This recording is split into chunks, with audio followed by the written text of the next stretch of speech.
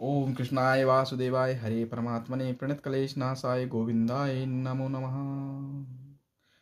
सुख सागर नवम स्कंद चौथा अध्याय पेज नंबर 460।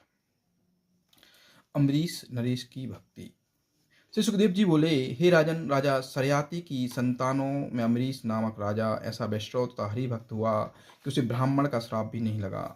यह सुनकर परीक्षित ने कहा, हे प्रभु, ब्राह्मण का श्राप मिथ्या हो जाए यह तो बड़े आश्चर्य की बात है। फिर ऐसे वैष्णव राजा को किसी ब्राह्मण ने श्राप ही क्यों दिया? सुखदेव जी ने कहा, हे राजन परीक्षित, कथा इस प्रकार है कि राजा अम्बरीश सच्चे मन से श्री हरि का भजन पूजन करते हुए राजकाज करता था। उसके यज्ञ में देवता, ऋषि तथा ब्राह्मण साक्षात उपस्थित होकर अपना भाग स्वीकार करते थे। दिन रात श्री परम पिता का भजन पूजन करता, हरि चरित्रों को सुनता तथा संसारी व्यवहारों को स्वप्न के समान समझता था। उसे परम भक्त जानकर हरि भगवान अपने सुदर्शन चक्र द्वारा उसके राज्य और देश की रक्षा किया करते थे।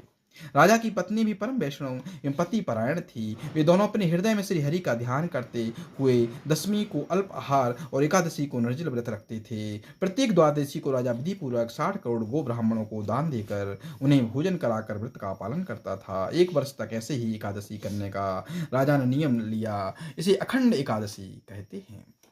एक बार ऐसा हुआ कि एकादशी के दूसरे दिन द्वादशी के केवल 2 घड़ी ही थी। उस दिन प्रातःकाल दुर्वासा ऋषि था राजा अम्बरीश के धर्म की परीक्षा लेने के लिए अपने 28,000 शिष्यों के साथ उनके घर जाकर भोजन की मांग करने लगे। राजा ने ऋषि का आदर सत्कार करने के पश्चात कहा, हे प्रभु, आप भोजन कर लीजिए। यह सुनकर दुर्वासा ने उत्तर दिया कि पहले हम यमुना पार संध्या स्नान कर आवे, तब भोजन करेंगे। इतना कहकर वो स्नान करने के लिए यमुना तट पर जा पहुंचे। वहां उन्होंने जानबूझकर स्नान पूजा आदि में देर किया। उधर जब द्वादशी बीतने लगी और ऋषि लौट कर नहीं आए तो राजा ने ब्राह्मणों से राय मांगी कि दुर्वासा ऋषि अभी लौट कर नहीं आए हैं और द्वादशी बीती जा रही है। त्रयोदशी में व्रत का पालन नहीं करना होता है, अतः ऐसी स्थिति में क्या करना चाहिए?